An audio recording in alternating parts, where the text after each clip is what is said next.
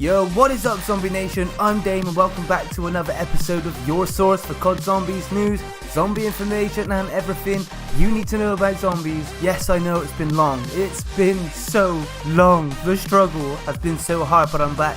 I am back to stay. I am back to bring you the latest and the greatest in the zombie community. Not that there is an awful lot to bring you anyway, but anyway guys, it is so great to be back. Don't forget, as always, we got a like goal on this video today. That like goal is 115, so if you could go down there, smack that thumb, make it blue, be juicy AF, that'd be so awesome. Thank you so much. But without further ado, let's get straight into that video. Okay, so we've got a nice handful of stories for today's video. You're gonna have to bear with me. I'm in catch-up mode at the minute, so a couple of these stories may be a little old to you, but I'm gonna try my best. But the first story today is coming from the one, the only Lee Ross's Twitter. Yes, Lee Ross is becoming quite a big person on Twitter at the minute, and he most definitely likes to communicate with the fans, which is awesome. But he has posted up a few posts lately. The first particular post he has just posted up, it reads, "Happy Friday the 13th. Here's some concepts from our cast heading into the 90s. More to come, hashtag DLC1, hashtag Rave in the Redwoods." Now, we posted up 4 pictures. Now, these are concepts, by the way. These are not actually what's going to be in the game, but these are concepts and these are the ideas, the sort of flow, the sort of way they were going in the studio for Rave in Redwoods and how the characters are going to look. And as you can see, they're very memeable. They're very memeable, that's to say the least. So we have this first guy. This is probably the best representation for me from where I'm from the 90s. You've got your typical jumpsuit tracksuit with a big gold chain, bright and colourful. That to me is the 90s. Then you've got someone who looks like he's been ripped straight out of Grand Theft Auto San Andreas. I can't believe these. If this is what we're expecting, this is crazy. You've also got another guy who looks, again, some sort of hobo. He should be homeless. I don't know why I'm taking a mick at homeless people. I was there once.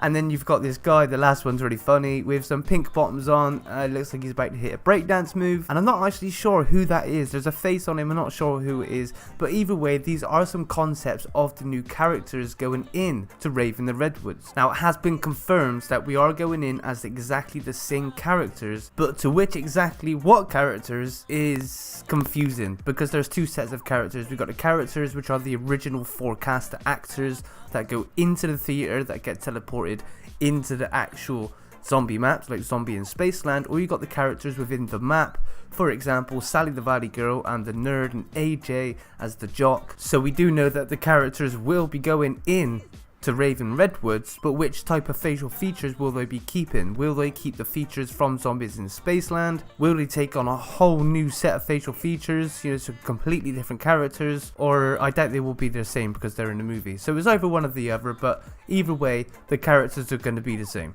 So the next story, again, it comes from Lee Ross's Twitter. This is not the biggest story, but it's what comes after, which is a lot more important. So he posts up a post. It says, "Cinematic work for Rave in the Redwoods is complete. The saga continues. Hashtag DLC1.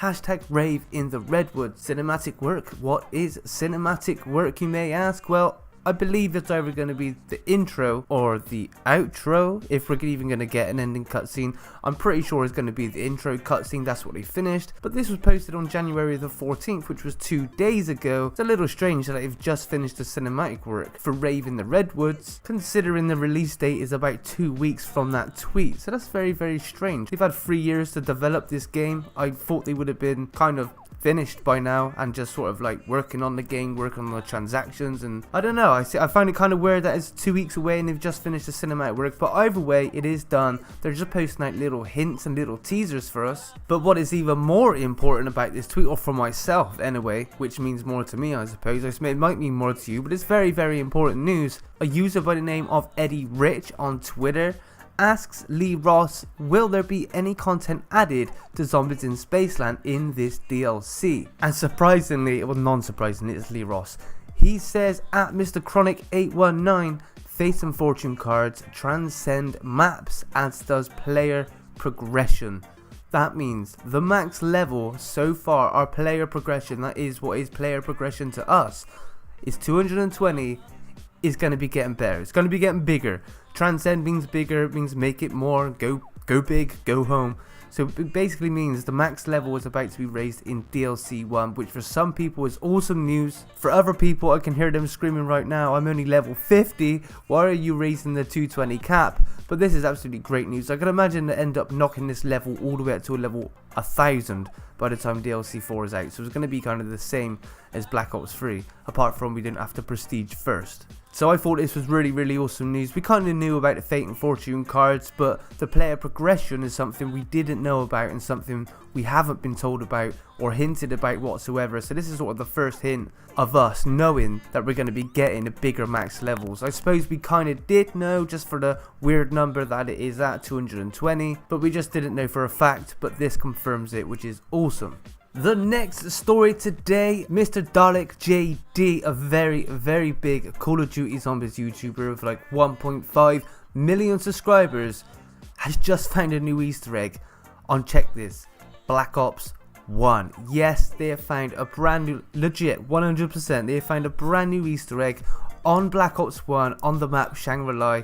Crazy, so many years after they've found a brand new Easter egg. Now credit where it is due, I believe MrDalekJD just showcased the Easter egg, but the actual founder of the Easter egg was a YouTuber called SE2Devs. His links to his YouTube channel and Mr. Dalek's and the video will all be in the description, so check it out. They found this by using a short bit of code within the game that actually showed the workings of another piece of code that was related to an Easter egg within Shangri-La, and when you would stand in a particular place within Shangri-La, it would show that it was waiting for an input code. Now they actually managed to figure out the input code, and it was up, down and A, and whilst doing this the monkeys across the map would explode when you look at them.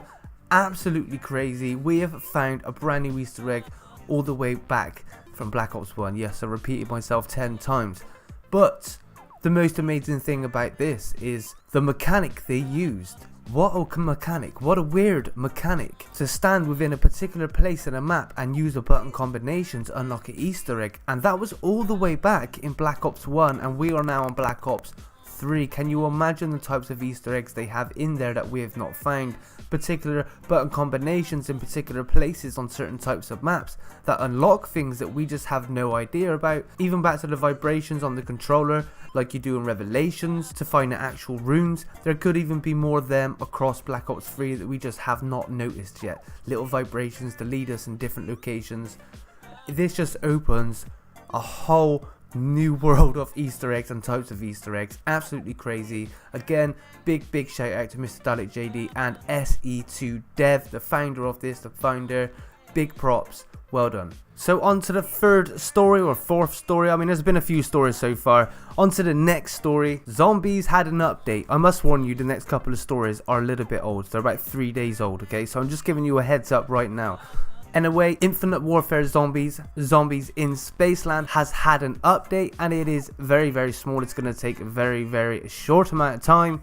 Here it is. They have fixed various bug fixes, and there's one more. That's it. It's a really small update, but this is really important. Now, a lot of you guys are going to love this particular update. Some of you may have actually already found this out, but select epic weapons that weren't working properly in Pack-a-Punch have been fixed. Yes, many of you would go in with your variant, your loved variant, whichever variant it was, whether it is the Oni or whichever variant it was, it really doesn't matter. You were Pack-a-Punch it and you were losing the full ability of the Pack-a-Punch, which made the gun kind of pants after, and it wasn't worth Pack-a-Punching. Some guns are actually more powerful before you Pack-a-Punch them because you used to lose the special ability or the variant. So they fixed that. That is absolutely awesome news. You don't have to be worried anymore about going into a match with your variant, because when you Pack-a-Punch it, you will keep the special abilities, and that is all for the update. And I also want to add, that's for PlayStation 4 and Xbox One, both consoles, okay? That's all for the update. Next story on my list that I wanted to cover is the Call of Duty comic. Issue number 2 has been released. Yes, it has been released. It was released on the 11th of January, so I'm a few days out. But if you didn't know, now you do know. If you want to purchase the Call of Duty Zombies comic, it depends where you are in the world. If you're from the US side of the world, you can order it from a company online called Dark Horse. I don't know if they've got stores on actual streets, but you can order it online from a store called the Dark Horse. And if you're living in the UK, there's a few stores here called the Forbidden Planet. You can order it from the Forbidden Planet straight to your door. I'll put links in the descriptions for both websites, so you can just click them and go there. But if you don't want to buy the comic, then go over to Glitching Queen's channel. She made an awesome read through. I mean, I've done one of these and this girl just tops them. She's used voice actors for all the characters, and I mean, it's absolutely awesome. A lot of work has gone into it. So if you want to hear the full comic, the full read through, the links are in the description. Go over to Glitching Queen's channel and check it out. Is well worth it. Oh, and don't forget, if you do, tell her Dame sent you. And the last story today, yes, I told you there are some old stories. I do apologize, it's why I left them towards the end. I know they're a little bit old. We've just been given over 100 variants, extra variants. Yes, and this applies to zombies in Spaceland because it helps us too. There are more than a few weapons that make the game more enjoyable within this game. The only bad thing I have to say on this is, where's the classic variants at, man? We're all waiting for the M1 variant. Why can't they just give us some M1 variants? Everybody loves the M1. Give us the M1 variants. But no, all jokes aside, they've added some pretty decent guns. This is the Mark II collection, and it's 15% extra XP per kill. So if you're out there digging for that XP like I am, this is just absolutely awesome. Instead of going up 10 levels, you're going to go up 11 levels, technically, kind of, in a way, kind of. And not only that, if you use your head a little bit, there are particular guns, I've been going through the list, there are particular guns that, as well as the 15% extra XP per kill, it also gives you additional XP per kill as well. So you could be going up towards 25% extra XP per game. If you couple that with double XP, I mean, wow, you got XP coming out your earlobes. It is just crazy. But I know everybody has covered this. I know this is an old story, guys. I thought I would cover it just because I should cover it. But yeah, I mean, definitely for the XP side of things, if you're looking to grind your XP, you definitely want to go get yourself a Mark II weapon. Start using Mark II weapon variants only.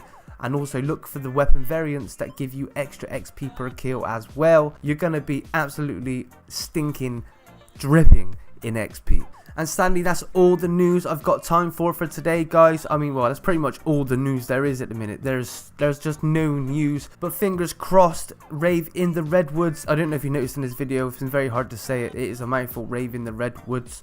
Rave in the Redwoods is very close to be dropped very soon on PlayStation 4, so there's going to be plenty of news leading up to the game, and of course when the game actually drops, there's going to be more news then. But I'm going to try my absolute best to upload a little bit more now. Again, as some of you may know, I've just moved. I'm literally where I'm living, there's no furniture. There's no furniture. I was trying to record the other day, there were echoes everywhere.